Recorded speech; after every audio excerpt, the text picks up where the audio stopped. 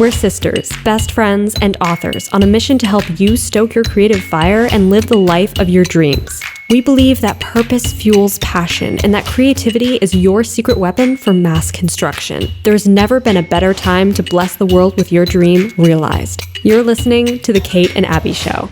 Welcome, guys. Episode 2 of The Kate and Abbie Show. We're so glad you're here. Today's episode is loaded. I can tell you that. It's going to be rad. Thank you so much for being here. So if you listen to episode 1, you know a bit about the show and me and my sister Abbie. So we're not gonna waste time with introductions. Go back and watch the pilot. Go back and watch the pilot if you don't know who the heck we are. But otherwise, grab yourself a coffee or a tea because you're going to need it. And we're going to dive right in. Today we're talking about the differences between plotters and pantsers or pantsters. It's said both ways. I've heard multiple pronunciations for that. Whenever I type it on my computer, it autocorrects it to panthers. Like Panthers. Every single time. Oh my God. Are you a plotter or are you a panther? I'm a panther. There are two options, no in between. Yeah, exactly. But no, there is an in between, and we're also going to dive into that. Like is the there in-between. just these two types of writers, or are we kind of limiting ourselves a little bit here? So we're going to dive into that, the plotting, pantsing, and the differences between the two, and what other types of writers exist, because there's quite a few others. We don't believe in boxes here on the show, do we? No. No boxes here on the show. Think outside the box. Think outside the box. Leave the box outside. Let's go into this with a fresh mind. So I think you would probably, let's start off with how you define yourself as a writer. And I hate to even use the word define because, we don't need to verbally define ourselves. Right. Yeah. But if someone were to, ask you, hey, tell me about your process, that's a better question. Yeah, it is. So probably most people would consider me a plotter, and that's why I kind of go or identify by that generally, but I don't like to begin and end with that because you do have this very specific image in your head when you think of plotter.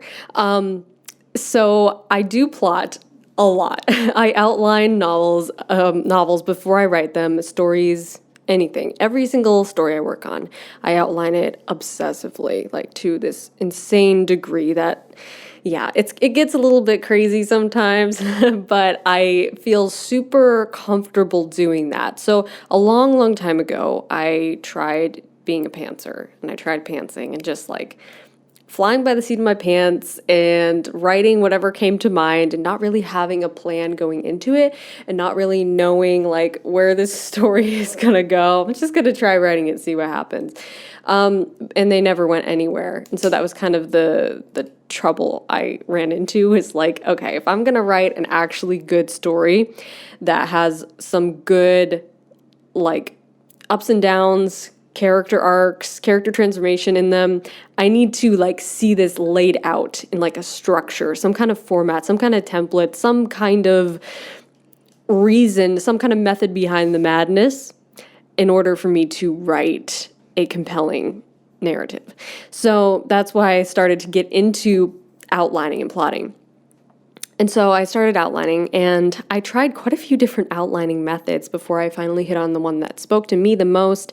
And I think that everybody kind of has to find their own unique way, because even if you follow the 3-act story structure or any other method, you really have to find your own style within that. So even if that works for you, you're probably going to do it completely differently than the person next to you who's using the same structure maybe. So it's really cool how different writers' processes vary. But I would describe my process as I get ideas, I get all excited about them, I try to stop myself from making playlists and Pinterest boards immediately, but usually I can't stop myself from doing that, so I do that.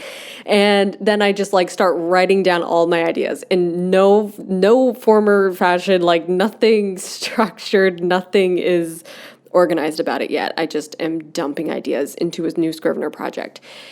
But my Scrivener projects are actually already designed. I've designed my own Scrivener template that I talk about on my channel. that has like all of the, it's really set up to work with my outlining method. So even though I do offer it as part of my resources on my Patreon. Other people can use it, and other people have found it's really helpful for them as well. But it is customized to my exact outlining method, so if you customize your own, I think that's really cool to do. Then I basically go about organizing my ideas that I've written down, that I've just dumped all these ideas into this Scrivener project, and then I organize them into the 3-act story structure and start kind of laying it out as a coherent structure and figuring out how it's going to follow this flow that I've found to be tried and true, works for me, works for so many of my favorite stories, and so that's what I go with usually. But I will stop ranting about my process for a minute so that you can kind of step in, because I know we want to like bounce back and forth and compare, contrast. Right, definitely. Yeah, I think it's when you mentioned like trying not to use like Pinterest to make playlists like right off the bat. But I think that's something that it's you shouldn't really try to hold back from that, because really those are you should, if they help you get inspired, and you should use those outlets without guilt. Yeah, because they do get you inspired. Even if you don't write the book right away, it still gives it a little breath of life that then can, it starts to live a little bit. Yeah. And then later on, that'll come back in kind of, haunt you a little bit instead of where as if you're just like, oh, well, I can't write that right now. And you shut it down right away. Yeah. I mean, hey, you got the idea for a reason. It's okay to let yourself kind of give it a little bit of expression, even if you can't dedicate to the book just yet. Right. It makes it feel more like legit, like it's actually a thing. Exactly. Yeah, exactly. It's really rad. And I think too, like the thing to keep in mind is that plotting and pantsing, whatever, both are okay. It's okay to be either one. So there's like never a right or wrong to how your process is. It's about what speaks to you. There is not one that's like the cool one, the hipster one. Oh, I'm a pantser, and that makes me a hipster. No, it doesn't. Right. It literally doesn't matter. It rhymes with hipster. Yeah. Maybe, kind of. Pantser, hipster, sort of. Sort of. Close enough. Really. I'm not a poet. Close enough. Close enough. Set it to music, it'll sound good. And it's also okay to be neither one. And I think that's something that's not talked about a lot, because people look at it within like there's like a wall, you're either on one side or the other, plotter or pantser. But sometimes you're not on either one of those sides. Not that they're sides, I'm just using it as some imagery here. But there really isn't those boundaries. And I would for sure consider my own process as being neither one of those things. I would consider my process being more visionary. So receiving an image that is almost quite often a complete image or relatively complete, seeing it as this sort of panoramic, very abstract, maybe even some of it's not even imagery, maybe it's like feelings. And okay, that's what the story is. And then you're just writing from that image. So instead of writing out a plot, you have the imagery and the feelings that you want to convey already living in your head, and then you just write from that. So it's not this, which does not match the stereotype of making it up as you go, which is what I think most people think of when they think of a pantser. Right. They think like just searching writing prompts on Pinterest and then like finding one that's interesting and then just like, oh, let's just start here and see what happens. Which is also fine. Yeah. And can be really fun. And there are writers who do that, and it's like, cool, that works for you, do it. Also a great practice just to get yourself to write. And like, especially if you're feeling like intimidated or weird about what you want to write, and just like doing a writing prompt or writing fan fiction or something that's like totally not serious, because it kind of breaks you out of that funk of like, I can't the jitters write. out. Yeah, kinda. Exactly. Yeah, I can see where it would, because it makes you like not really, don't think, just write kind of thing. Don't think, just write. Yeah. Yeah, I like that. I'm all for that. Yeah. But yeah, I think there's different types of writing. different methods to go about it. And of course, that's a no-brainer, but there's far more methods than I think is generally talked about, because mostly it's like, oh, plotters are this way, oh, pantsers are this way. And there's also, you might be writing from a vision in your head. You might be writing from sheer feeling. I mean, when you read poetry, a lot of that is just a very abstract way of conveying a feeling or a piece of imagery that spoke to the author. So that wasn't just something they made up on the fly. It was actually something in them that they were giving language to. So it's writing from different places, writing from an image, writing from a feeling, writing from something you've written down as a plan, or making it up as you go, writing from your imagination as it creates imagery as you go, which is fine. Yeah, that is really interesting way to put it, because it's like really just the differences in how people like process thought, and we all process thought differently, obviously.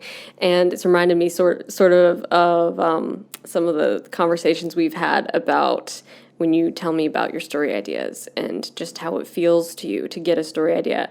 And a lot of times I'll tell you that I have an idea in my head for like a scene, and I'll start just hearing my characters talking, like the whole conversation, and I'm like, oh, I have to write this down immediately, and I go and write it down, and it's just dialogue, like script screenplay style, because it's like this really specific thing came to my head, and I like have to write it down because it's so specific, and it's exactly what I want to write.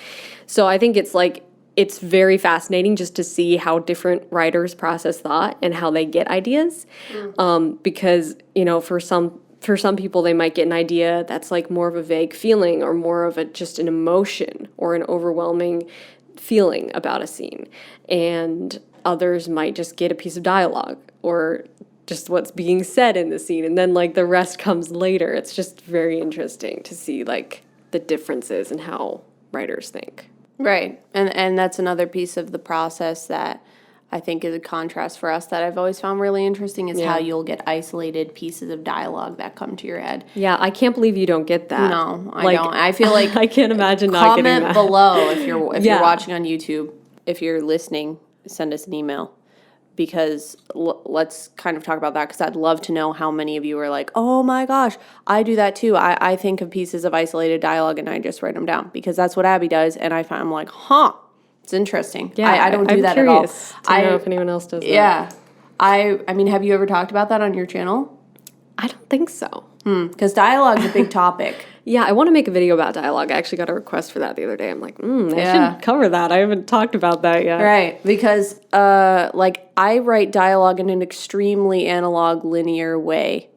That is just as I'm writing it. When I get to the conversation, I already know in a lot of cases like what the conversation will be about, but I'll never have like, oh, I already wrote this, little piece of dialogue here. And now I'm going to insert it. So, again, methods. Yeah. Yeah, that's really so interesting. And I know that when I'm thinking about my story, because I outline like the whole thing like beforehand, and I kind of see the structure of it like from a bird's eye view. So when I think of certain scenes and then I get like bits of dialogue that come to my head or conversations, it'll almost be like zooming through the linear timeline of my story.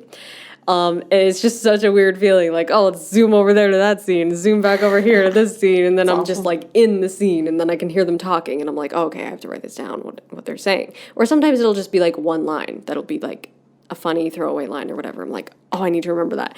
So I write down literally everything, and that's why I have so many notes by the end of it. And then I'm like, okay, now I just have to organize these notes. But then there's, of course, gaps in between the notes of like, okay, well, what happens now? What happens after that? And so then I have to outline that, because it just gives me this sense of confidence and really like security going into writing the story, that I feel like I'm on top of this. I am on top of my game. I know how to do this. I know what I'm going to write. If I don't know what I'm going to write, sometimes it comes to me, like depends on the mood I'm in. But if I don't know, I am far less likely to actually write. because it's like it takes like the motivation away for me to not know, which I know some people, like so many pantsers out there, it's the exact opposite. Like it takes the motivation away to know what's going to happen or what they're going to write. I experienced that exact thing. I think you do. Because like I remember one time having a story idea for like an alternate universe history high fantasy thing. And I'm like, I'm going to write out the whole plot of this thing, which the whole plot was like 7 small notebook pages. But I wrote it all out, and I'm like, it was too much. Don't really even want to write this anymore. I feel like I already wrote the book, and now I'm bored. But so I once had a viewer on my YouTube channel describe it as it feels like visiting the same museum that you've been to 10 times already. That is accurate. Like, I have not experienced this feeling. It's like the more I read my notes, the more I want to write that scene. That's interesting. That book. Well, that tags into what I have jotted down here is how your writing style can reflect and affect your lifestyle. Yeah. And I think that the way you write is a huge reflection of, you can tell a lot about someone from how they go about writing, how they tackle that. And it shows you a lot about how they also, handle life in general. Yeah. So, like, we're great examples of that, actually. See if you can guess how we handle life. Yeah. So, who's the scheduled one out of the two of us? It's not me. I'm pointing to myself for those of you who are listening. Yeah, Abbie's pointing to herself because Abbie is the scheduled one. Yes. So why don't you talk a bit about that, like how you feel your writing style and your lifestyle kind of coincide in that way. One definitely begets the other. Like, if you follow my channel, my blog, you know that I'm obsessed with calendar blocking and making plans, making goals, setting goals, figuring out like when things are going to happen and like figuring them out in detail and writing them down in detail. Like literally I plot my life like I plot my books. It can get a little bit too obsessive sometimes, but I try to, keep it in check. Keep it in a healthy check. If that makes sense. So yeah, it definitely carries over into my life. I love to know like when exactly I'm doing a thing and accomplishing goals and taking action steps to accomplish goals. And so that kind of carries over into calendar blocking and making plans. And that's just, all of that just makes me, again, feel more confident, more secure in life, in what I'm going to do. Because I know like, okay, well, I can definitely do this at this time. This will absolutely take me this long. And of course, calendar blocking, writing is very important for me. Not for everybody, I guess. Not everybody calendar blocks. I don't know why, but like, I guess it's just an actual dirty look. Not everybody calendar blocks. I was unintentional. I didn't even know that I did that, but I guess I did. But Kitty doesn't calendar block, so that carries over into your life. I calendar block a little bit. I think that you either do it a lot or not at all. What I tend to do is I'm like, you know what, man? I'm going to calendar block so I can get some stuff done. And then I calendar block and I do this scheduled, regimented sort of thing for like 2 days. And then I'm like, I hate this. I feel suffocated. I think you like do too much. Stifled. You try too much. And so I delete all of it. Yeah. But what I typically do, and actually you can, correct me on this, like tell me how you would do it, because I think people might deal with this struggle as well. And want to correct it for them, like see how they can finesse it. I use it mostly for like, okay, I know I need to do this thing. So let's say it's like editing my novel. So I'm like, okay, I know that in order to get this done by this time, I need to calendar block in that every day at 3 o'clock to 5 o'clock, I'm going to be editing my book. So then I'll calendar block that in. And then my phone, because it's hooked up, the Google Calendar thing is also on my phone. It'll send me little reminders and I'm like, oh, right, I'm supposed to do that. And so that makes me actually do that thing and follow through. Has a better follow through rate than when I don't have anything calendar blocked at all. Then for fun things like writing, which is also, career, but it's fun. It's how I relax. It's how I, enjoy myself. I'm like, I know that's going to happen. I don't have to try to make myself or prompt myself to do that because I know I'm going to do that anyway. You know what I mean? Yeah. So it's like the things that I'm like, that really needs to happen, but I might forget or I don't really want to. I try to set up prompts to make myself follow through and do that thing. So that's how I kind of currently use it. Yeah, for sure. I think you have to like make it work for you, because it certainly isn't going to be like you go in and like, I'm not going to get off on making this entire thing about calendar blocking, I promise. Katie will stop me if I do. You don't have to like go in and, force this schedule upon yourself and be like, I have to do this, because then it's like the calendar is sort of the master of your life versus you mastering the calendar or you mastering your time. You don't want your time to be ruling you, right? You want to be ruling your time and your schedule. So you have to like find ways to make it work for you and be like the most healthy, enjoyable process. And so a lot of times, what I recommend people do is just begin by tracking their time with calendar blocking and just like see how you naturally live your life already. And then just like write that into the calendar and then just like do a week of that and then observe it and look back of like, I really enjoy, like live how you would love to, if you can, to the best of your ability, work related stuff aside. If you have a job somewhere that you don't really super enjoy at the moment. But other than that, like calendar blocking in tracking how you would live your ideal life. And then looking back at that and seeing like, okay, that's what I really enjoyed doing this week for this many hours. Or you think it might take you 2 hours to write 2,000 words and you want to write 2,000 words, but it actually takes you 4 or 5 hours to write 2,000 words. Then you might want to set aside more time for that. So it's important to just observe, I think, at first to see how much time does this take me to do?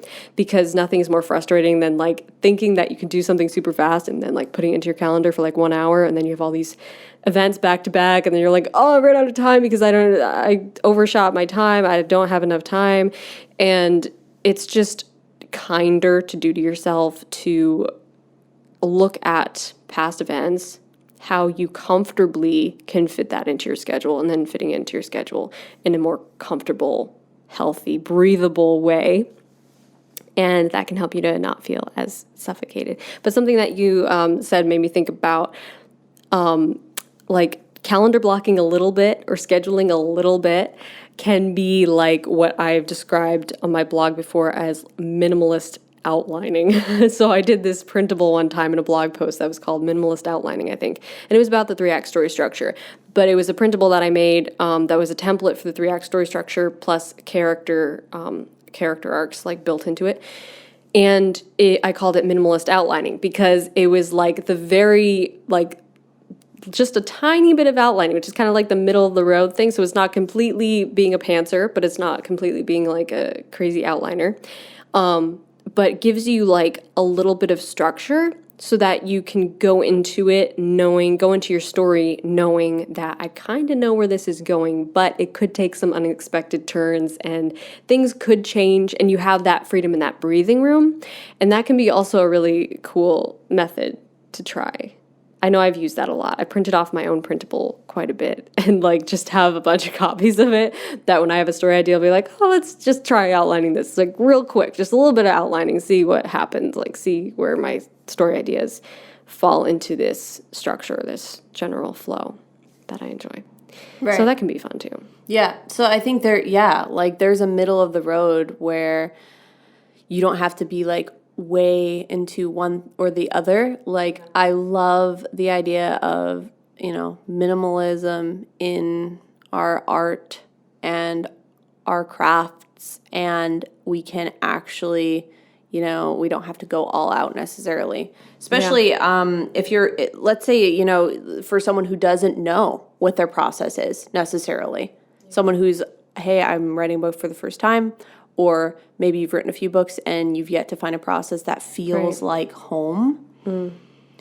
It's okay to try different things and maybe don't try it to the fullest extent that you can do it. Like, don't go hog wild like I do on calendar blocking when I just decide to do that, and then I overdo it and just completely back away from the whole thing.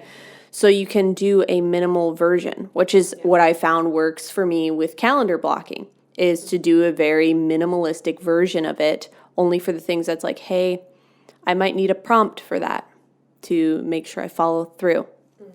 And then if I know, hey, I'm going to do that anyway, and, I don't care how much time it takes or whatever. And it's going to be different for everybody, because like you were saying, if you're working a job that you're like, hey, I want to make sure I'm utilizing my time outside this work environment to be able to work on my book or my project, then hey, that might be way more valuable to you. So it really depends on your lifestyle and what you're working with at the time. It's also so cool to, if you do have a day job that you go to, and you feel like this takes up so much of my time that I literally do not have time to write. I don't have time to do any creative thing. I am always so annoyed because I do not have time. And then to just go into your calendar, just to play around with it, and put in the exact hours every day that you work, including your commute to and from, and looking at all the white space left over. And even putting in like your sleep, okay, all the time you have to take to sleep, the time you have to take to, grocery shop, prepare food, walk your dog, whatever, and looking at the white space that you have left over, because that is the time that you actually have. And so I think when we get caught up in just daily life and responsibilities, it can feel like time is kind of slipping away from us and I don't have time to do anything.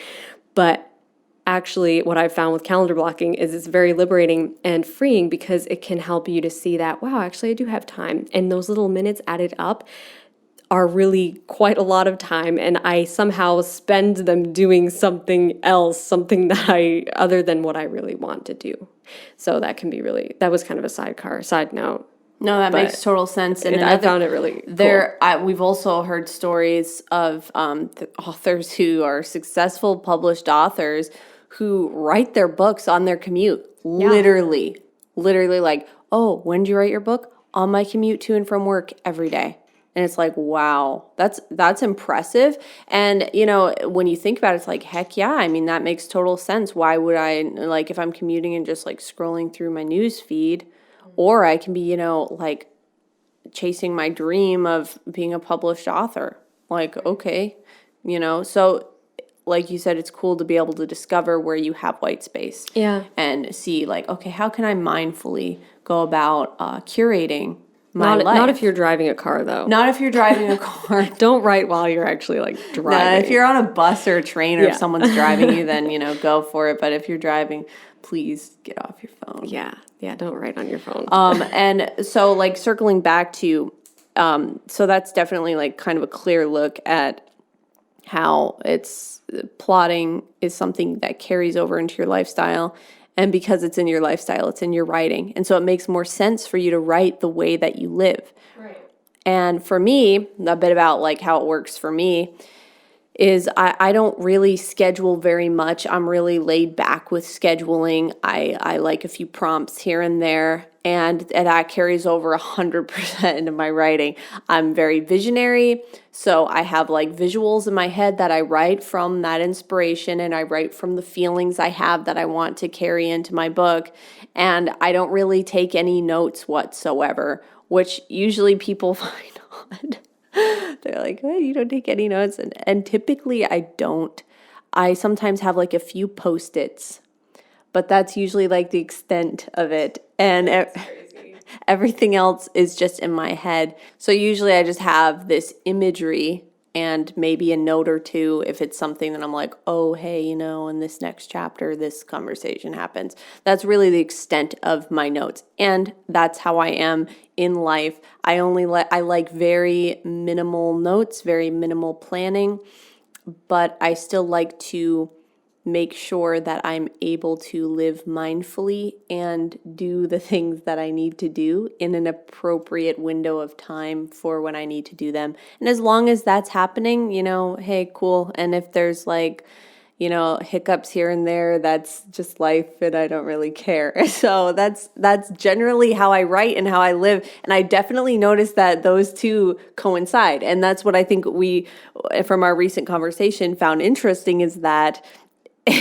our writing matches our personalities in that way very well. Yeah, it does. Because I feel a super opposite in that way of like, in life, I kind of have to feel like first of all, I'm doing a lot.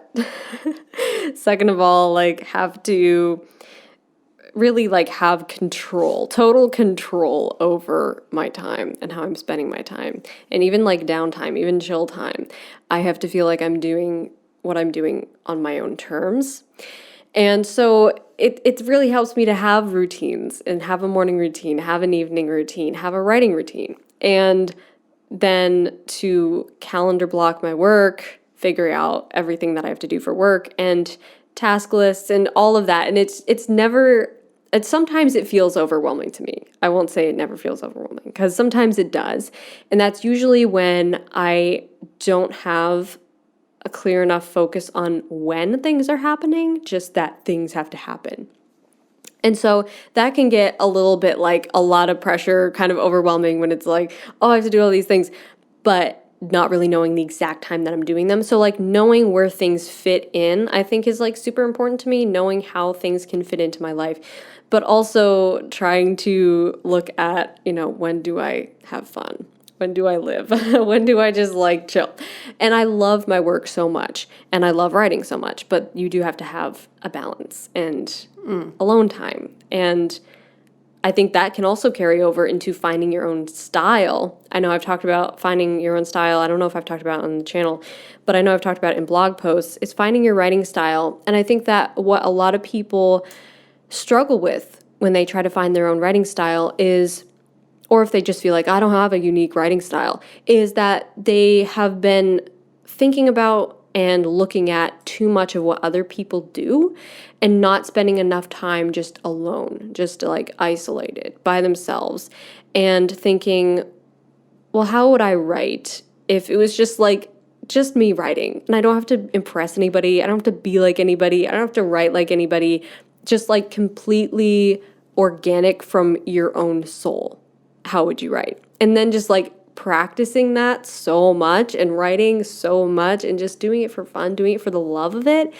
And I think that you inadvertently find your own style through that. Yeah, and I think too, in the mainstream, unfortunately, writing isn't really, even though it's called an art, it's kind of like brushed over a little bit. It's not an art necessarily like sculpting and painting and things you would walk through a museum and look at. Let's face it, I mean, like, Emily Bronte and Jane Austen's novels aren't hanging on the walls of museums. So they're looked at slightly differently. They're art, but it's a little bit different. Writing it's just processed a completely different way. So it doesn't naturally like pop into someone's head when you're like, oh, what do you think of when I say the word art? It might not be the first thing that comes to your mind. And because of that, it tends to, in my opinion, get tossed under the bus a little bit. Yeah. And the thing is when you walk through a museum and you look at paintings, and I remember thinking about this so much when we went to an exhibit one time at a museum that was a comparison of Degas and Picasso, right? Yeah. And I love both of those artists. And what's so interesting is that they often painted the same subjects. So a couple eating dinner at a restaurant, and the portrayals would be side by side, but completely different. And the vibe and the energy and the colors and the shading, it was all completely different. So such a stark contrast. But was one right and the other wrong? No, they were both different. It was about how the artist interpreted what they saw, what emotional energy they gained from the imagery before them, and what they wanted to in turn give to the viewer. And so neither one is right or wrong, it just is. So that's, I think, so embraced in other art forms, but not necessarily embraced in writing, where we're often told that this is the right way to do it, and this is incorrect. And that is so not true. It's about how you process the imagery before you, in your mind, in front of you, however you're viewing your project. It's about what you want to give to your reader. It's not about, is this the correct way to do it? Because there's many ways to do it, and often the most innovative stories are the most different stories and can even be like startling and shocking, like, whoa, that's such a weird style, but that's what shakes the norm, you know? Yeah, totally. I was just thinking about how a lot of times when you're learning about writing, or people who are learning about writing, they will try to find like how to do something. And so many of my videos begin with the words how to. So I'm not saying that's like a bad way to write an article or do a video, because I do a lot of videos that are like, I just recently did a how to write an opening hook for your story. But in the video, it wasn't really about how exactly to do it. I mean, I do talk about how to do it, but I say in it, I'm not going to tell you how to do it, because everybody can do it differently. And there are so many different ways that you can write a gripping, amazing opening hook for your story that there is no like one size fits all. This is what you do, okay? Here's the formula, here's the paint by numbers way to do it, because like we're saying, that's art. Art is unique and different based on the perspective of the artist. So you wouldn't walk through a museum and be impressed by a Degas painting if it was a paint by numbers. Exactly. So it's good to find your own expression, find your own style. So yes, there can be I'm going to focus on using this structure, this flow or whatever. But ultimately, it's just about making it matter. Exactly. Making your art matter to somebody. Yeah. Somebody out there who needs it. Somebody who will be inspired and impacted by it and find it an emotional experience. I think that's really the thing that makes art is emotion. Yeah, that's a great point. That's what makes us remember art. Yeah, it really does. When it hits you in the guts and you're like, whoa. Even like paintings. I'm thinking about like when we go to museums and stuff, like the paintings that I look at the most are usually of people. And it's always like some kind of scenario that is portraying some really cool, deep, complicated, intricate emotion in the scene. I mean, when you think about it, that's why everyone has, since it was painted, been interested in the Mona Lisa, because it's like the expression on her face. Right. Wow. Okay, so how much does that tell us about what captures our attention? It's the emotion, it's the mystery, it's the inner conflict. Exactly. That's what makes us feel intrigued and draws us in to learn the fuller message. Right. People probably wouldn't feel the same way if the Mona Lisa was like a bowl of fruit. Like, how many paintings of a bowl of fruit have you seen? And they're good paintings. I mean, nothing wrong with fruit, nothing against fruit, but like a bowl of fruit doesn't really convey any emotion or meaning. So it doesn't stick out in your mind of like, oh my gosh, yeah, but did you see that bowl of fruit over there? Like, Mona Lisa, forget it. That bowl of fruit is next level. So same with photography, because I know that's a discussion emotion. Of like, well, what's photography? Who can be a good photographer anymore? Because everybody's a photographer, because everybody has a phone in their pocket with this incredible camera. Yeah, technically they do, but that doesn't make them a expert photographer, because in my opinion, what makes you an artist in anything, even photography, especially photography, is the ability to capture emotion. And so how are you capturing emotion through your photography? And back to the bowl of fruit. Like, okay, I photograph bowls of fruit. I paint bowls of fruit. I photograph landscapes. How am I supposed to bring emotion out of the ground, Well, you could find a way. How do you view it? What does it make you feel? And how can you make me kind of have a little bit of insight into your feelings from your photograph? Ansel Adams did this incredibly well, because when you look at his landscapes, you feel something. And it has this larger than life, mighty feel. And how do you do it? All it is a black and white photo of some mountains or, Yosemite. And lots of people take those photos, but yet his stand out And you can even approach still life and landscapes and things like that with emotion. And I think that's pretty cool. Yeah, it is very cool. Yeah. So I think, like, circling back to, like, your lifestyle being affected by your writing style. Yeah, I feel like a bunny trailed about the museum. Sorry. It was a good bunny trail, though. Like, we ended up talking about Ansel Adams and fruit. It's like, what could be better? Like, if you don't know what your process is, try different things. And be liberated. Like, I mean, this whole conversation we just had, naming all these different artists and pieces of artwork and looking at things in museums. The whole point is that everyone does it differently, and there is no right or wrong, and writing is art too. Writing is art too. So try different things and see what works for you, what makes your story matter, and also, I think, what makes it matter to you. Right. Yeah, that's definitely where it has to begin, I think. Right, because if it doesn't matter to you, it's not going to matter to anyone else, really. Right, and if you're trying to, like, make it matter to the world, but it doesn't really matter to you, then you're just kind of trying to, like, I don't know, be a crusader for something, but your heart really isn't in it. Right. And it won't have that emotion, like we were just talking about. Like, it won't have the emotion because it won't have the love and devotion. And I think it really has to be a labor of love. Like, all books, even if you're getting paid a lot of money for them or getting a really great publishing deal, all books have to be a labor of love at some point, because every single author, they don't get the immediate return on investment when they are first pouring all their time and energy and blood, sweat, and tears into their writing. So it definitely has to matter to you. That has to be the first thing. And that's the thing that's going to get you through tough days of writing, or when you don't feel like writing, or when you doubt it and you're like, is this story any good? Should I even go through with it? Should I continue writing this book? And remembering why it matters to you is going to be, it's always what's brought me through those difficult times. And I know it's brought a lot of other writers through them. And it's just like the magic elixir, I think.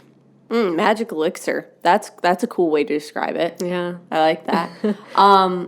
Yeah, that's the thing, is there has to be a thing behind the thing that drives it all forward. Otherwise, it's like sitting in a car that's going nowhere because it doesn't have an engine in it, but it looks good. Yeah, it might be a great car. Yeah. You might be sitting in a Porsche with no engine. Yeah.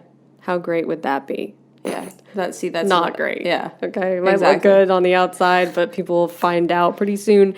There is no power to this. Everyone wants to be a Porsche with no brakes, not a Porsche with no engine. Exactly. So that's the thing. You have to figure out what drives me, what am I passionate about? And also, I think another good thing, and this sounds like really simple, but like, does it make you happy? Are you like giddy to write it? Like, we were talking about that last night when we were talking about swapping some book ideas back and forth. And like, you were talking about how one you're just like super giddy about. Yeah. And I'm like, well, that's important, because you have to feel that. You have to be like, I'm pumped up for this one. And that's a good way to tell sort of what book you should write next. Because, you know, if it makes you happy, happiness is a great indicator that it matters to you. Exactly. Yeah. And I think I talked about this a little bit in my video about what book you should write next. Is like, don't even think about it like, what should I write? More of, what story am I going to fall in love with? Because when you're in love with something, like, you want to spend all your time with it, and you're just obsessed with it, and it makes you happy like nothing else, and you can't take your mind off of it. And that's really what you're looking for in the writing process, because that's going to just that's going to light you on fire for your project, and it's going to make your project that much more incredible to write. Just great writing experience, and you're going to love it. And that's what I always try to figure out when I'm figuring out what book to write next, because there's so many books that I want to read, and so many books that so many books I want to read after I write them, like writing the book you want to read. There are also books that I want to read, like that other people have written, but I'm talking about the books that I want to write are books that I want to read. But I can't just like begin and end with that question, because then it's like, it doesn't narrow it down. This doesn't narrow it down. Exactly. All of them. So I have to figure out, like, okay, right now in my life, this season of my life, what book am I going to fall in love with the most? Yeah. And it's going to make me happy the most. Exactly. And I think too, like, when you're discovering your process and what works for you, what you might return to and what might become a structure that you can create something beautiful within, is to think less about what you call it. Because we live in a world where that's very label oriented.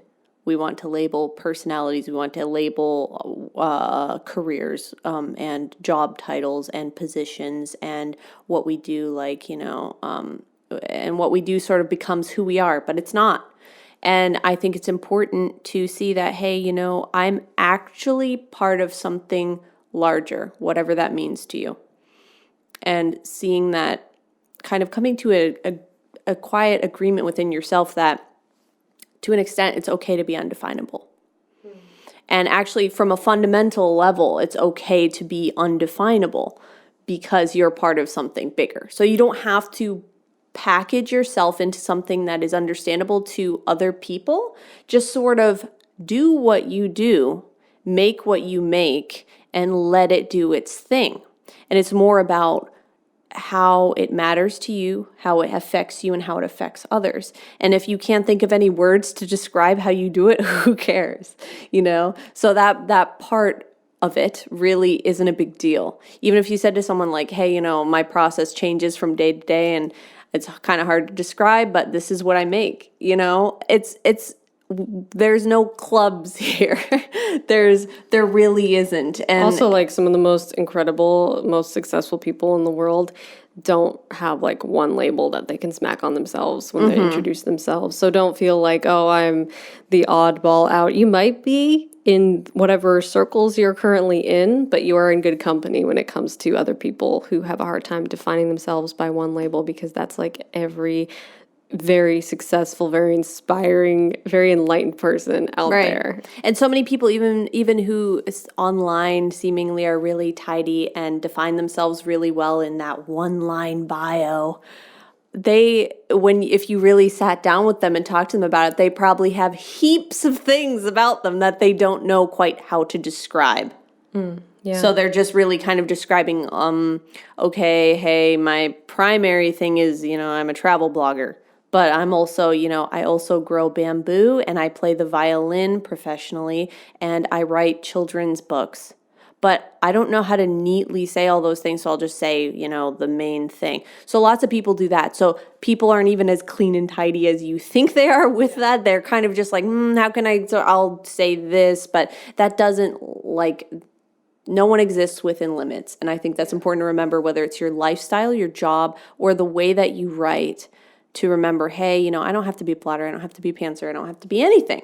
I can have my own process. One day I might do this. One day I might do something completely different. And it's about finding what works for you, what makes you eager to write your book, and something that will help you to write a story that will matter to other people. Yeah, I agree. I think that's so important. And it really is like a process of trial and error, like trying different things. And it's fine to try other people's methods, but don't be afraid to like veer off of them. So if you try writing like J.K. Rowling and you're like, this isn't working out for me, well, that's okay, because that's what works for J.K. Rowling, okay? It's not necessarily your writing style or your process. So it's good to try different new things, but I think ultimately it's like every single person is unique. Every single person is unique and can't be fit in a label, because we're all as different and special as our fingerprints are different. And that means that no two writing processes are alike. So you really have to customize it, make it your own, and figure out, like, what do I keep coming back to? Like you said, what makes you eager to write your book and write your story? And I think another way that you can practice that and like learn about yourself as a writer, is by writing things just for fun. Like, even if it's like fan fiction, or writing something off of a writing prompt, doing something that's just totally no pressure. I don't have to get this right. How would I write if I didn't have to get it right? How would I write if I didn't have to? I love that. Perfect. Like, okay, if you don't take away anything from this podcast, write down the words. How would you write if you didn't have to get it right, or if you didn't have to get it perfect?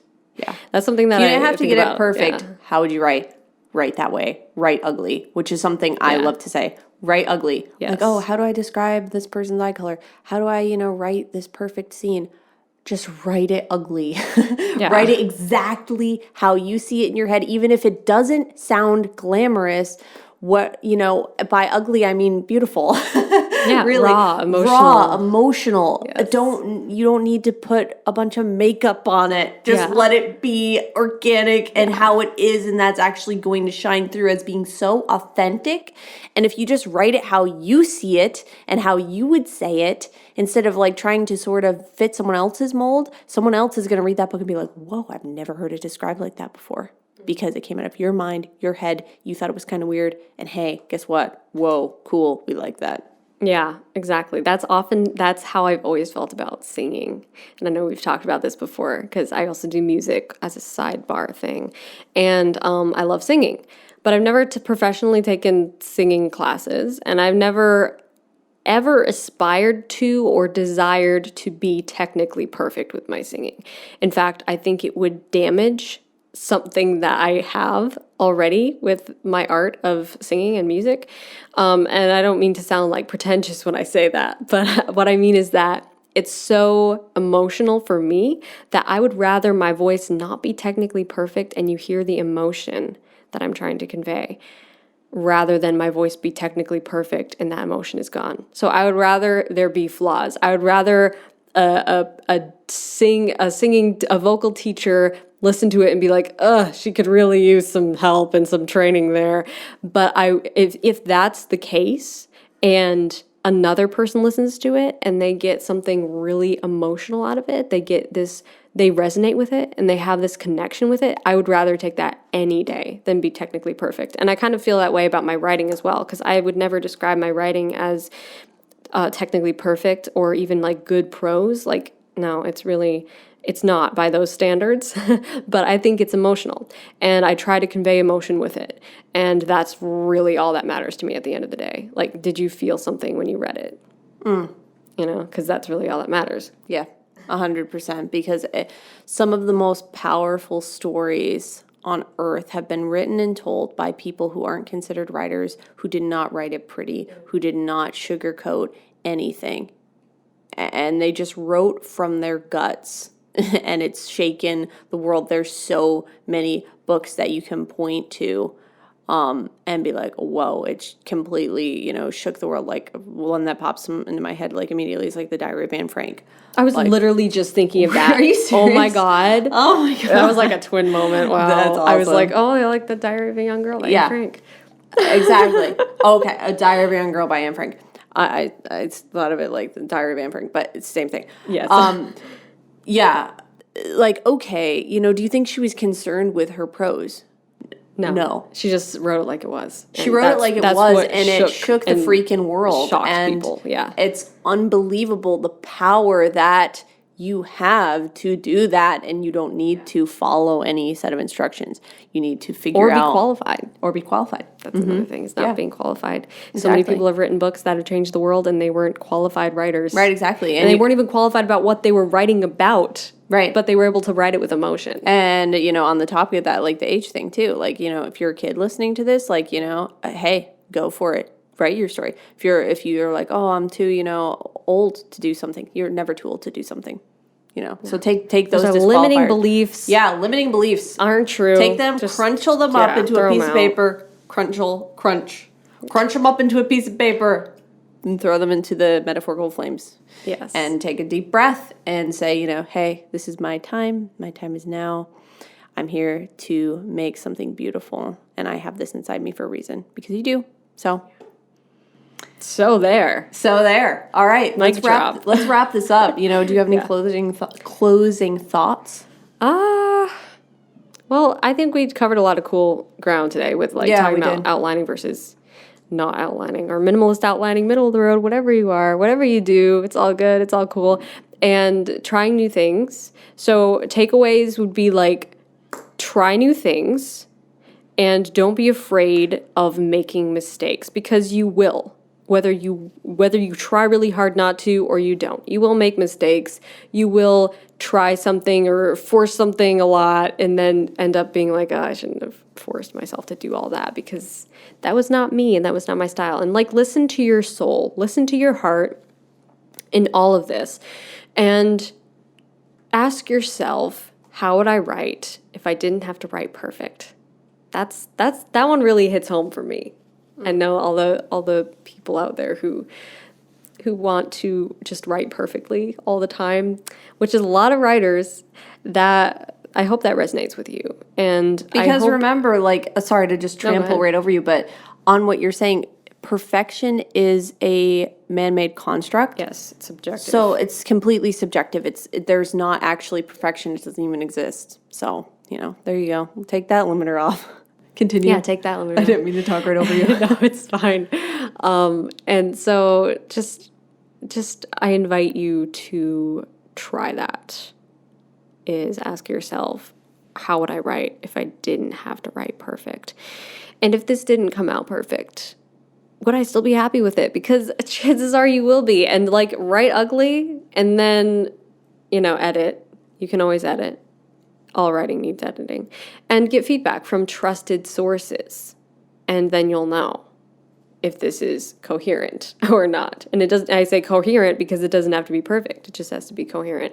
People have to understand it. I mean, it can't be and like even gibberish. Even if you can't understand it, I mean, like, you go read Ode on a Grecian Urn and then tell me about how... I hate that poem. How I like it. It's interesting. It's weird. And the thing is that, Well, it has to matter to somebody. But, right, it does have to matter. But I mean... Unless you're just doing it for the love of writing. But do you know what I mean, though? Even if it's a little weird... It still might speak to someone. So even if someone like gets back to you and they're like, I hated it, sorry. You don't have to be like, oh, well, throw that away. It might mean something to someone. And, so I think that's just important to like keep in mind that it's okay if it's funky, Right. Yeah. It still has meaning, and unless like every single person who reads it is just like, I don't even know what you're saying, then obviously there's that room to be able to make your writing malleable. And and I really think that just comes with practice. Like 100%. Just practice. Practice doesn't make perfect because, as we know, perfect is subjective. Mm-hmm. But practice does make you a better writer. And you're a better writer today than you were at this time last year. And next year you will be so much better than you are right now. So it's important to remember that you're always improving. So if you have a very improvement mindset, same. Just remember that, remind yourself of that. I'm always improving. This is always getting better. I'm always getting better. And today, I'm a better writer today than I was yesterday because I put in more words. And it's just the writing process itself. Practicing, writing that makes you a better writer. 100%. And I think, keep in mind, my thought from all of this is that both are okay. Plotting is okay. Planning is okay. Writing off from the seat of your pants is fine. Writing off the top of your head's fine. Following prompts, looking up advice, not taking any advice whatsoever. It's all about what feels good to you, what works for you. So there is no right or wrong. Find what works for you. Try different things and realize beyond all of it, not that I'm telling you to realize anything, but maybe open yourself to the idea that it is okay to be undefinable. And it's okay if you can't wrap up everything you do in a one-line bio. It's okay if you can't describe to someone right off the top of your head what your writing process is. You don't need to belong to a club. There really aren't any. And you don't have to fit into a label. You don't have to fit into a box. This is a very personal thing. It's about you creating art, you creating something that matters to you, that brings you joy, and that will make a positive impact on someone else's life. And that's really, I think, the bottom line. Yeah, 100%. Of the whole thing. But thank you guys so much for watching and listening to this episode of the Kate and Abbie Show, episode 2. Tell us below if you're watching on YouTube. What do you consider your process to be? Do you like to plan and plot like Abbie does? Do you like to are you more of a visionary writer like me? Or what is your unique process? Because we would absolutely love to hear about it below. If you're listening, shoot us an email. We would love to hear from you and hear about what your process is like. If you want to support us, the best way to do so is to head to our respective websites and check us out on Patreon too, if that's something you're into. We have all kinds of behind-the-scenes content. I actually published a video about how we went about setting up the studio in here. So that's kind of a fun video if you want to check that out. On my Patreon, Abbie has tons of content available too. In relation to Writer's Life Wednesdays, a lot of you guys are familiar with her awesome channel. You want to say a little bit about that? Yeah, I have a Facebook group for the Inner Circle Writer's Life Wednesday patrons, which I'm actually just about to go do a live stream for. We do live streams pretty much every Saturday and talk about some cool writing related stuff, and everybody participates. It's super fun. And we also do a VIP podcast every single month. So that's me answering your writing related questions, even questions that are really specific about your own stories. So yeah, lots of fun content over on the Patreon. So check that out, patreon.com/Abbie Emmons, AbbieEmmons. Almost forgot how to spell my last name for a second. Mine is K.A. Emmons. So patreon.com/K.A. Emmons. EMMONS. Oh, yeah. Oh, yeah. All right, you guys. Thank you so much for listening.